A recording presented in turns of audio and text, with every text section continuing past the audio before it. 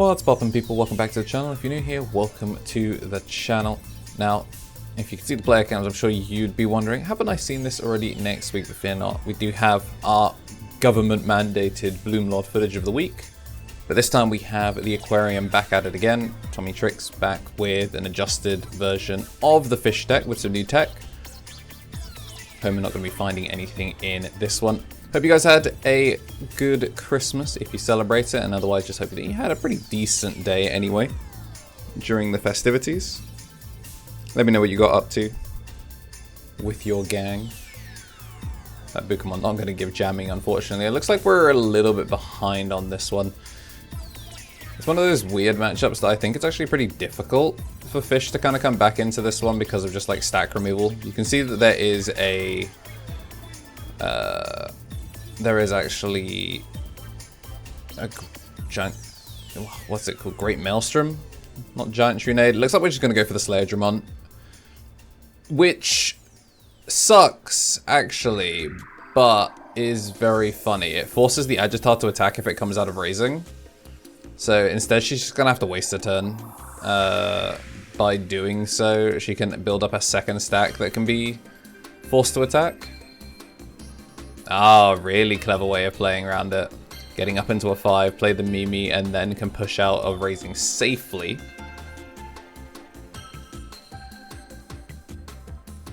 I should have spent a lot of memory to not go wide though, so it's not ideal. I'm gonna play the Sunflower, and then Sunflower gonna do what it does best. Go sideways, go into the Aegisdramon.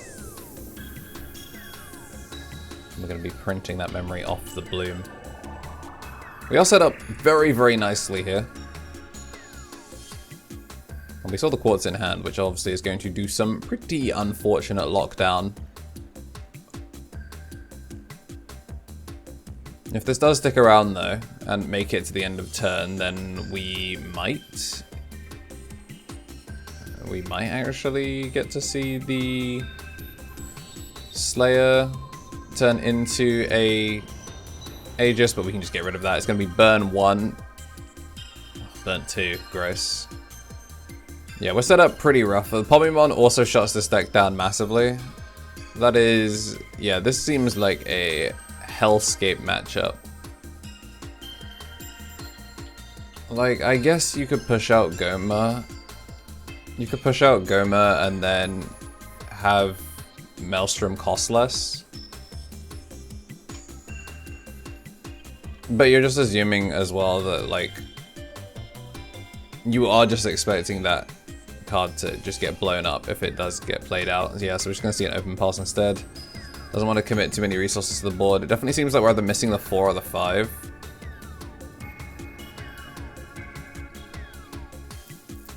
Yeah, this is one of those rough ones. Game 1 looks pretty solidly in Emily's favor. And if she wants to, she could just go over the Pomu to just, like, play for something big. Gonna go over the other Pomu, which is then gonna floodgate her out, but it chokes to 1 and we go into game 2. Matrix Digivolution. How's it going, y'all? I'm not allowed to use toy footage, so here is player ammo. The thing that's been helping support the channel since pretty much the start of Digimon. If you're watching the ads and you want to dodge them next time, consider joining the memberships. But for those of you interested in the thing that keeps me going and shooting these Digimon videos weekly, player ammo. Here it is. It's actually way less sweet than some of the other competitors, which makes it pretty nice for me.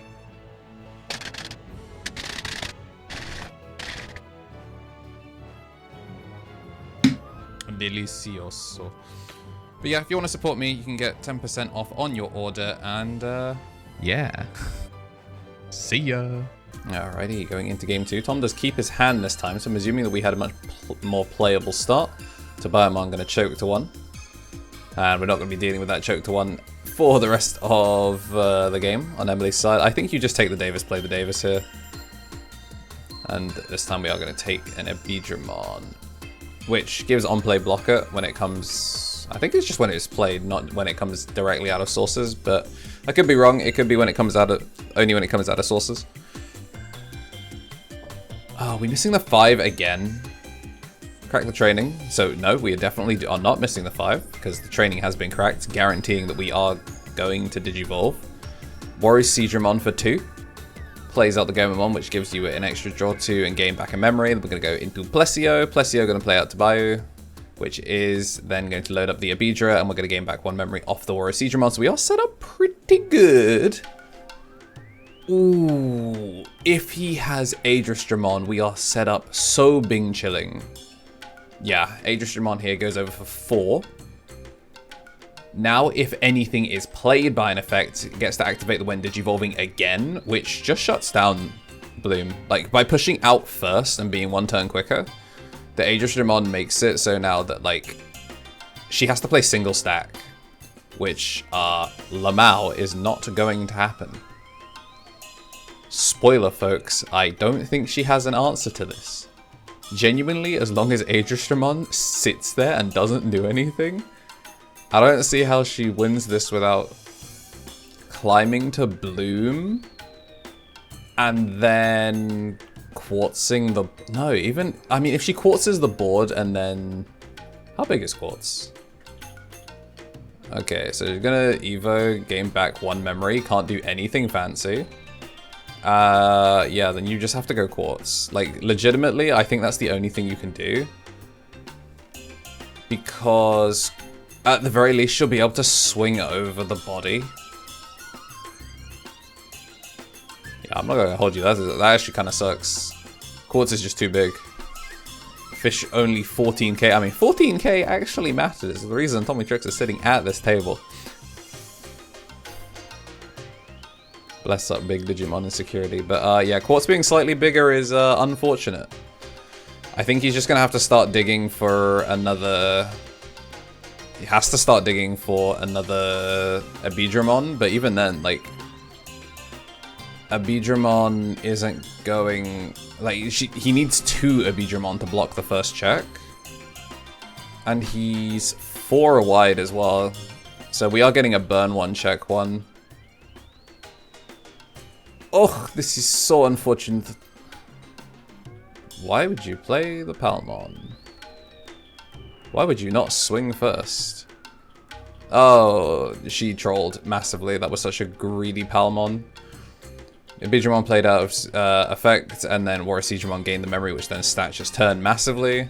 Obviously, we are still not doing fantastic, because, like, the board is very wide, and the Aegisdramon obviously was going to get suspended. Evolve for 3, suck up the gaogamon, so that way when if the Mermaidmon gets answered. I was gonna say. Okay, we're gonna go gaogamon, but just the one that gives the on-play draw. Building up a Plesiomon, which plays out the gaogamon, which gets you the draw 2, and we're gonna go into Aegis. Aegis now will be able to play out an Aegisdramon. Well, play out the Mermaidmon, which then sucks up an Aegisdramon, which should gain back 2 memory, and... Can we not bounce the Quartzmon? Wait, can we not bounce the Quartzmon? So we have... The problem is we still have it in a single one. Oh, Pomamon locks down, so that way she doesn't get trolled this time. I don't like this. Does Aegisdramon really not bounce the single stack Quartzmon?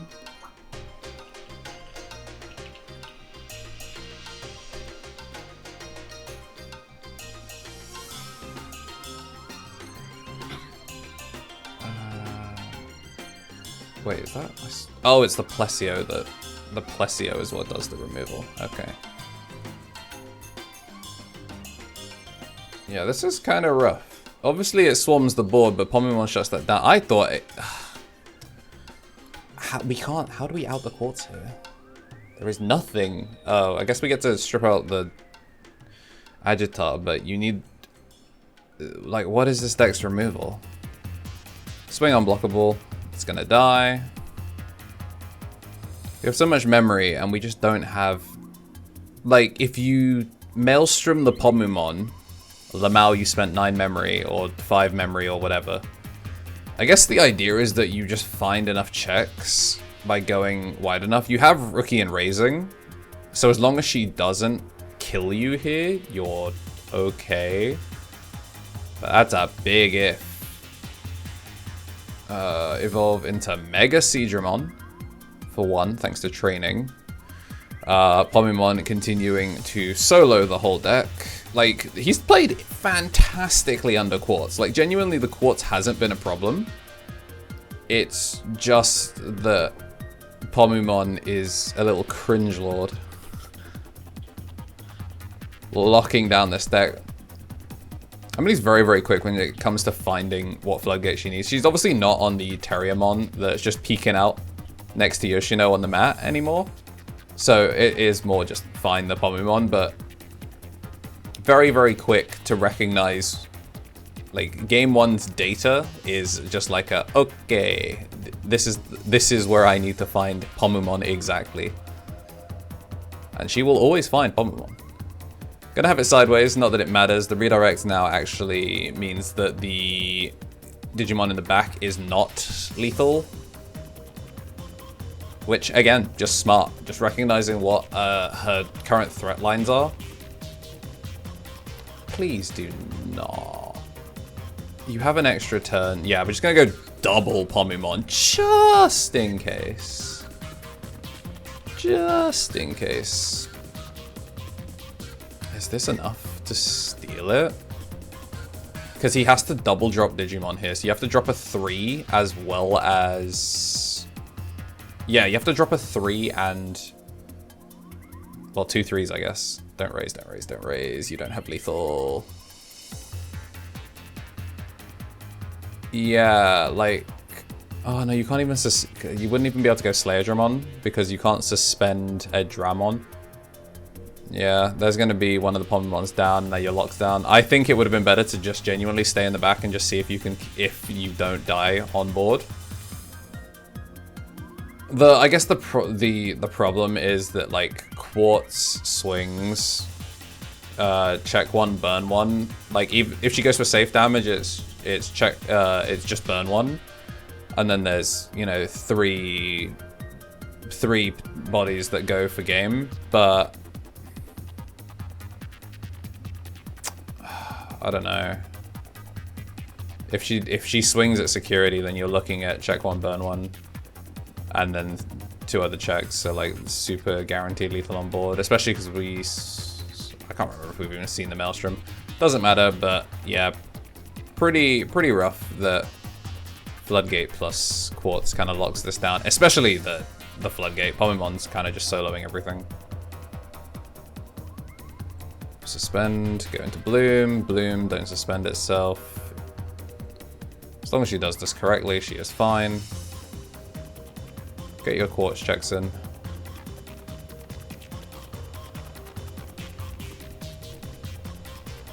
Wait, are we going double Quartz? Don't do that. That would be throwing away lethal. Alright, another Pomimon. Torikokabalmon is going to swing over the Aegisdramon, gets piercing check. 1, 2, hits Davis. Not that it's going to matter. This one should be the lethal turn. Now this is check 1, burn 2, and that is going to be the series. If you like what you saw, as always, make sure to like and subscribe for more. Happy holidays to peeps, and I shall see you in the new year.